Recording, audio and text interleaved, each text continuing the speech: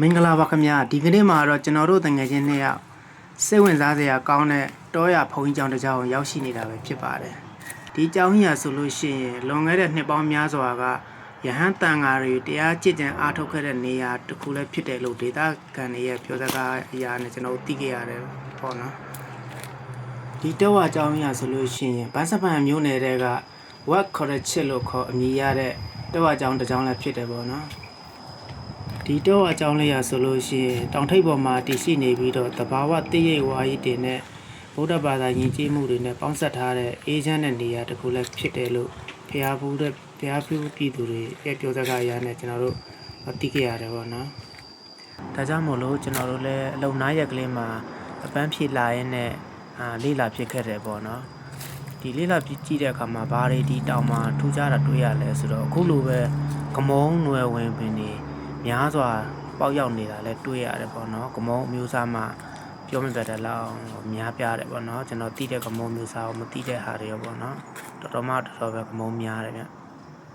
ဒါကြောင့်မို့လို့ရှေ့ရခင်အချိန်ကလည်းသူတော်စင်တွေလာရောက်တရားကျင့်ကြံအားထုတ်တယ်ဆိုတာလည်းဖြစ်နိုင်တယ်ပေါ့နော်ဘာကြောင့်လဲဆိုတော့အခုလိုမျိုးကမုံနွယ်ဝင်ပင်နေကမုံမင်နေများတယ်ဆိုလို့ရှိရင်ဒီရသေးတို့သူတော်စင်တို့ရသေးတို့မိခိုးရဒေတာဖြစ်တယ်လို့လည်းသိရတယ်ပေါ့နော်။မြင်တွေ့နေရတာတော့ကျွန်တော်တို့ကြောက်လှိုင်ကူပေါ့နော်။ကြောက်လှိုင်ကူလည်းဝင်တယ်။လှိုင်ကူလေးကတော့ချင်းမှာပဲဗျ။အမှဘာတွေထူးခြားတာတွေ့ရလဲဆိုတော့အခုမြင်တွေ့နေရတဲ့ဘုံကြီးရုပ်တုကတော့ဒီတောင်မှာပထမဦးဆုံးတရားကျင့်ကြံအားထုတ်ခဲ့တဲ့ဆရာတော်ရဲ့ပုံပဲဖြစ်ပါတယ်။အထက်ထက်မှာတော့ဗုဒ္ဓရုပ်ပွားတော်တွေရှေးဟောင်းစီရီတော့ပုံတွေရှိတယ်ပေါ့နော်။ဒါကတော့ဘုရားရဲ့ရှေးတော်ရာပဲဖြစ်ပါတယ်ဗျ။ဒီကြောက်ကနံရံနေမှာဆိုလဲသူ့ရဲ့သဘာဝအလျောက်စိမ့်ဆိုနေတာလည်းတွေ့ရတယ်ပေါ့နော်ဒီအခုမြင်တွေ့တဲ့မှိုင်းနဲ့မှာကတော့ဒီဆရာတော်ရဲ့တတ်တော်မွေတော်တွေအယိုးတော်တွေကိုပြန်ပြီးတော့မှသူထိမ့်သိမ့်ပြီးမှထိနေထားတယ်လို့လည်းသိရတယ်ပေါ့နော်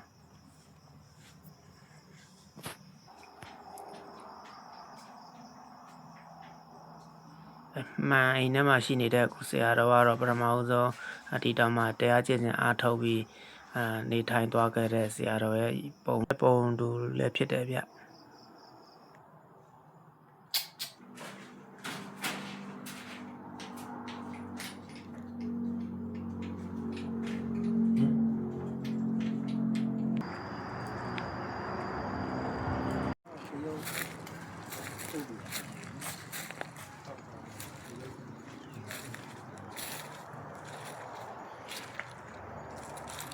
ထိုင်ရတော့စီတီမဟုတ်ပါဘူးဗျာပြောနေကြစကားအတိုင်းပဲ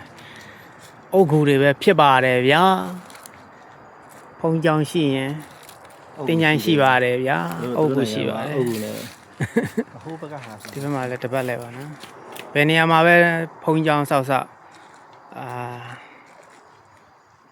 အုတ်ဂူဆိုတာတော့တွေ့ရမှာပဲဖြစ်ပါတယ်ထိုင်းနိုင်ငံမှာတော့ဒါလည်းဆိုတာအုတ်ဂူတွေပါနော်